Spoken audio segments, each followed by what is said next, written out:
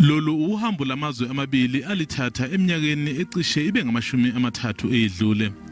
Lokhu ke kwaholela ekutheni uhwebo phakathi kwawo lukhule kakhulu.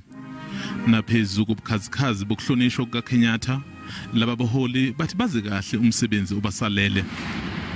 President Kenyatta and I have reaffirmed the strategic importance of bilateral relations between our two countries and reiterated our desire to elevate the nature of our relationship, which would include the conclusion of a strategic partnership agreement. Indeed, we have witnessed today the signing of 8 agreements covering a wide range of issues, including health cooperation, diplomatic consultations, training and cooperation in fields of tourism and air services, all very key to both our countries.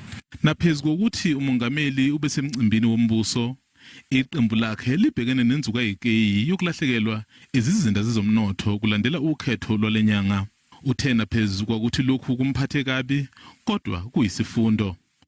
It is disappointing for the African National Congress, but that is how we should accept the clear message of our people on the African National Congress. We've taken heed, we have listened, and this for us is a big setback, but it is also a big lesson. Uzakwabo waseKenya yena uthe kumele inconywe kakhulu intando yeningi yaseNingizimu Afrika. Umongameli Kenyatta ubesemema umongameli Ramaphosa ukuthi avakashele iKenya naye.